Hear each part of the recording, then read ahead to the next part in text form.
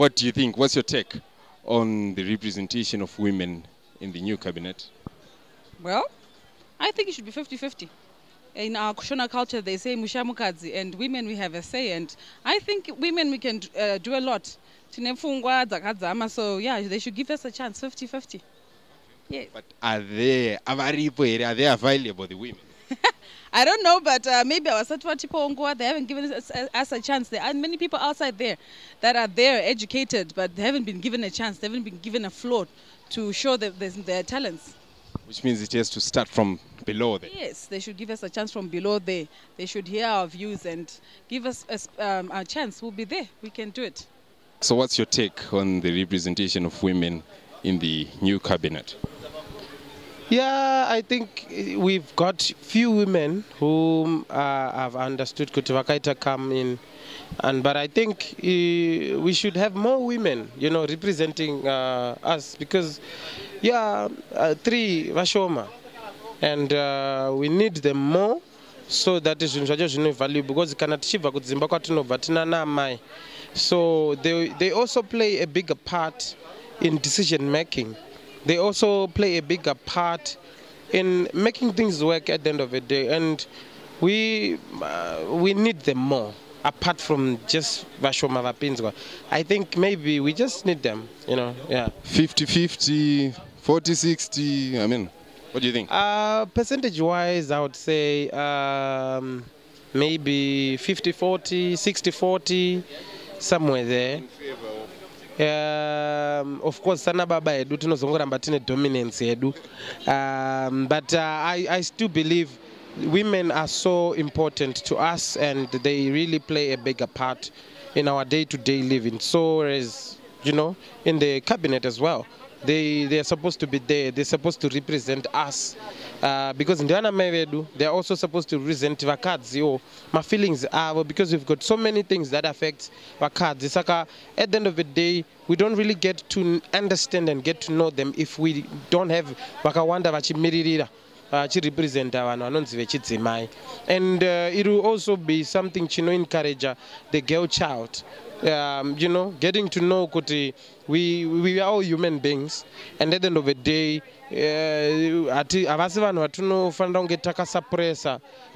as if they, so I believe every human being has got rights, so I think they still have rights. If it means it's going to be 50-50, yeah, let it be. If kana vachikwanisa kuzviita ngavazviite, because tese takasikwa nemufananidzo waMwari, we are one. So I'm in support of having vakadzi vakawanda into the cabinet. Munofunga kuti chine representation yemadzimai mu cabinet?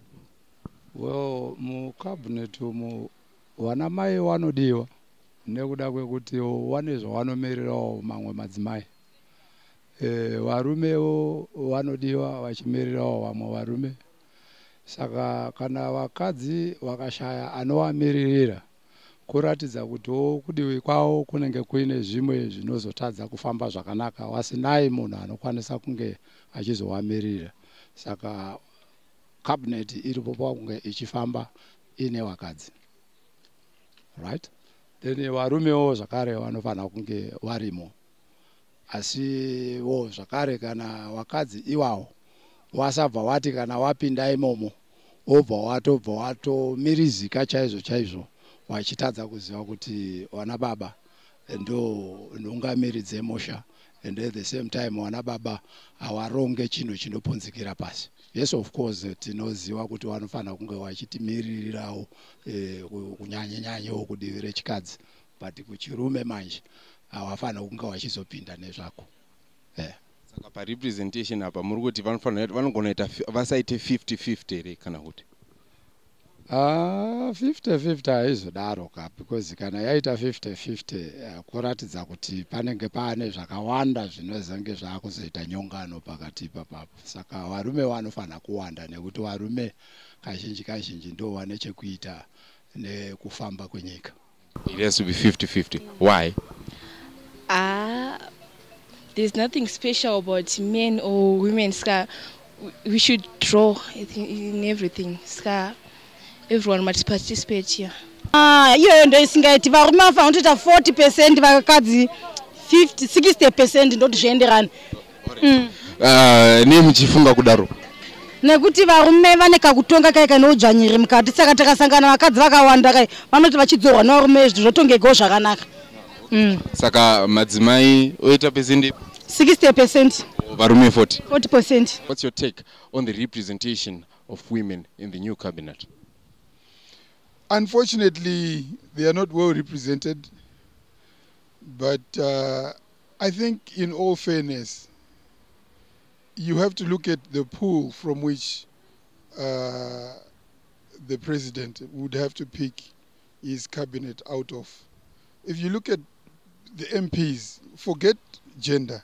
Just look at the MPs, the quality of MPs that we have, and tell me, other than the ones that have been picked, I don't support the cabinet as is. I'm actually not for it. But the choices that the president had was grossly limited, extremely limited. Now, that's on the total pool. If I then say the pool of women, it gets worse. And all that is coming out of the historical factors that affected this balance that you're talking about. It's not something that we decided. One could argue that, but historically it was forced on society. And maybe they're right. But the bottom line is where we are, this is the situation. Those forces have resulted in the situation that we have. And unfortunately, that's as far as the president could pick. Yes, there is an imbalance, but I think it's something that needs everybody's effort. Concerted, how can I put it? Not just concerted effort, but it's got to be focused effort to try and correct that situation. But to do it on a quota system or a quota, no, I don't agree with. I would like women to be shoulder to shoulder with me, but earn it. Don't just have it because you're a woman and it's your quota. No, it's got to be on merit. 50-50. Ameni kana makambonzwa rumwe rwego rwokuti murume ndiyo nhungo yemba mukadzi imbariro. Saka izvozvo zvakagara zvakadaro. Mukadzi anofanira kuita mbariro. Ini ndoita nhungo yakabata mbariro. Saka kuti azondiendera pamberi, mushaiwo yawafa wamira. Saka muri kuti isaitewo 50-50 zvekare mucabinet. Ngaisaite 50-50. Munofunga kuti chii nekumirirwa kwemadzimai mucabinet inyowani yakagadzwa? Ndinofunga kuti madzimai dai awandawo mucabinet. Wapindawo madzimai akati wandeiwo. Zvandiri kufungawo ini. Ni mhaka yei muchida kuti madzimai apindawo akati wandei? Kuti pamwe ukapinda vanosimudzirawo mamwe madzimai mucabinet imo. Inini ndinoti mukadzi ngaave pasi pemurume. Nekuti mukadzi haapfimbe murume, asi murume ndiye anopfimba mukadzi. Time dzandinofamba ndinoti yesi musikana. Musikana ozondimhoresha mushure mekunge ndamumhoresa. Zvichimidzi zvese zvandichataura ndini ndichatanga mukadzi ozopindura.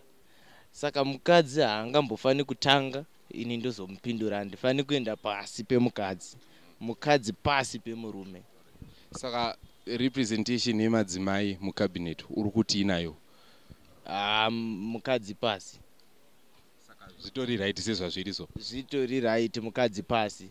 Hatingatombokurudziri kuti mukadzi zvakafanana nepana president. Mukadzi akada kusumudza Grace uya, akada kuenda pamusoro. Saka metsi yacho haibude kana zvakadaro.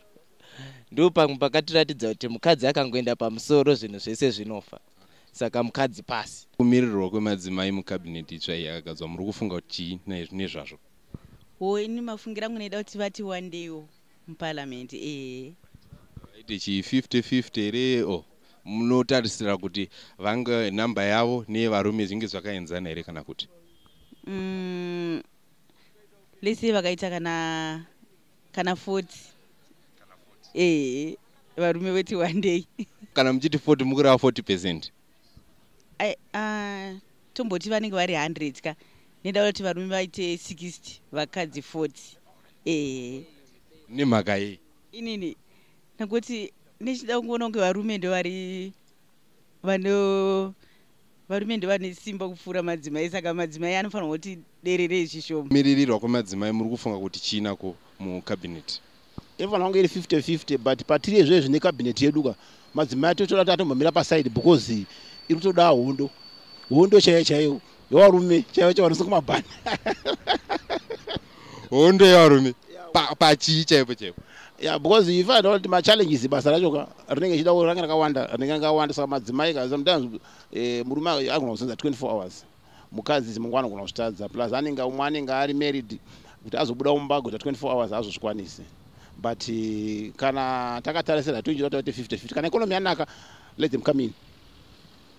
Saka 50-50 inoshanda kana zvinhu zvanaka zva easy. Yeah, kana zvanaka madzimai ngawe asi pazviri zvinezvi madzimai ngamboita mashoma timbogadzirisa zvida kunetsa. Kumirirwa kwemadzimai mucabinet itsvai muri kufunga kuti chiine zvazvo? Isusu kumirirwawo kwemadzimai tinotarisirawo kuti madzimai ange akawandawo anotimirirawo avarimo muparliamendi imomo. Mukuda kuti zviite sei? Zviito 50-50 here kana kuti varume voita yakawanda? Mukufunga kuti chi? I think kana pakaitawo madzimai akaitawo kana 8 it's okay.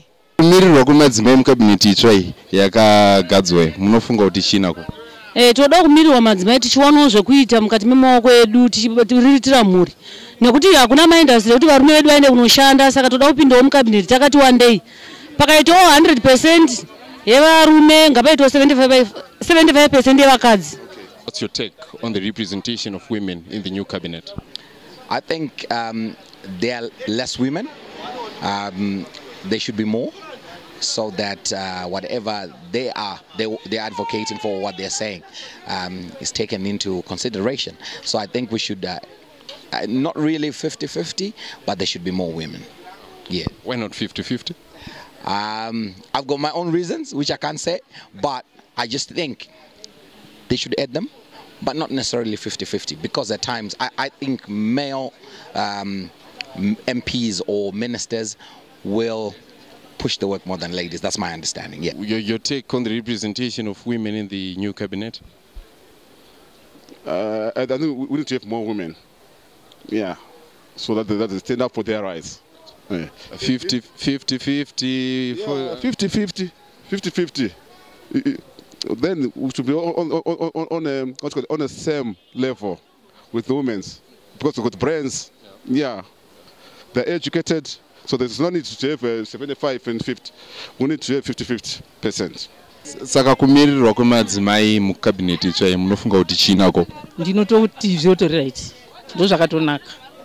Izvozvi madzimai matatu chete. Saka nevarume 19. Saka munofunga kuti chinazvo? Hazvina kujeka. Hazvina kunaka. Zvomira sei 50% here kana kuti? Yeah, ngazvikwanise kuita 50% because pane percentage yavari kungoisa kuvarume chete ka vakadzi vane zvavanoda zvavanozopedzisira kuisha kuti voudzani votaurani ovamirira ndiani saka vanhu vanenge kuti kanoudza murume vari vakadzi vanonetsa asi mukadzi akazvinzwisa zviya kuti mumwe wangu mukadzi wika ana understand zvava zviri kumurwadza pakati zvoda kugadziriswa so kuti iko zvinomamirira akaita zvinhu ka varume nevakadzi takada kuita 50-50 because ukada kutarisa kuti vakadzi vazhinji vari kuita vending, vari kutengesa, vari kudi vakadzi vazhinji ndo vari kuchengeta mhuri. Saka varume vasanyanye kuti dzvinyirira. Yes, varume vakuru patiri takakangosikwa zvinzi varume ndo vahombe takabva pambavhu dzavo. But ivo havafaniri kuti dzvinyirira, vanofanirawo kuti position yedu tizvisa 50-50 zvedu, but vanogona kusay at least 3 quarters. Voisawo, votisawo isusuwo pazvinzvimbowo zvinenge zvevarumewo. Let's say kunzi varume vakanzi 30, vakadzi vanogona kungonzi 10. What's your take on the representation of women in the new cabinet? I think that this is not fair. Yeah, it's not fair. Just because when we see 3 women in the cabinet and many men, I think kotika vakawedzera vakadzi they need to be equal to men, and so that vanoita se vanenge vachionawo maneeds evakadzi, just because men havakwanise kuita zvese vari vega. Vakadzi vanounderstandana sevakadzi, and yeah. What's your take on the representation of women in the new cabinet? I mean, should it be 50-50? I think it should be 50-50. I think everything should be equal. Why? We are all humans, and the thing is, some people look down upon women. They don't know our abilities, and they don't give us a chance to show our abilities. So I think if we're given a chance to show other people our abilities, I think you see how good women are. Saka kumirirwa kwemadzimai mucabinet itsvai uri kuti zviite 50-50 zvekare? Ya, madzimai anofanira kuti aite 50-50 nana baba kuitira kuti madzimai akwanisewo kuwanawo vanovamirira zvichemo zvavo muparliament kuti vakati vari kushaya zvakati madzimai, because vamwe madzimai vanozvitakura vachitofirwa nevana chaivo muzvipatara umu pasina mari chaiyo yekuti vakwanise kumirirwa nayo muzvipatara. Saka munofunga kuti chii nekumirirwa kwemadzimai mucabinet itsvai? Nekuwanda kwevakadzi munyika vakadzi vanofanira kuwanawo namba yakati muparliament, because vakaramba vachiita vashoma ndopakuzopesa pozoita dzimwewo field dzanga dzaita senge mazuva apera. Saka toda kuti vati vakati wandei vanokwanisa kutaura nyaya dzavo dzikotaurika zvikonzwisiko zviri nani, vachinzwikawo kuti kufunga kwavo kwakamira seiwo muparliament imomo. Saka uri kuti zvofanira kuita 50-50 nevarume representation? Zvinoenderanawo kutiwo kana vakadzi vacho vanokodzera kuti vamire muparliament vakawandawo ngavasvike 50-50, asiwo kana vasingazosvikawo harikona kuzongowanzawo kuita senge mbeva nemuswe. Kana vakadzi vachifanga vane kodzero nevanokwanisa nevanoti ukaunoona kuti vanokwanisa kumira vanhu muparliament vanofanira kunge vari, but kana vasingasvikawo 50-50 vanokwanisawo kutiwo darikawo namba mbijana, asi kana vachikwana 50-50 zvakangonaka futi. Vakadzi vakasapuwa mukana, vakadzi they are very vulnerable in many things. Saka it takes a woman to know the requirements of a woman. Saka akawana munhu wemukadzi anomumiririra pazvinhu zvechikadzi, zvinhu zvinokwanisa kutsanangurika, nokuti haungakwanise kuenda kunoudza baba kuti taurai zvichemo zvemwana musikana. Saka izvozvo zvinofanira kunge zvine equality in the sense yekuti munhu wese ane reason yakasiyana according to our creation. Saka izvozvo zvinofanira kunge zviri neequality yakadaro. Plus akadzi vanozongonetsera kuti mukasavapa balance yakanaka chaicho vanokupindurai mustreet vachiita macampaigns ava, unoziva kuti vakadzi vane unhu hwavo ringori different. Saka I think equality, as long as the credentials and the level of education is equal to the requirements, I think they should be given equal opportunities. For these and other stories, visit our website www.263chat.com. Follow us on Twitter @263chat and like our Facebook page 263chat.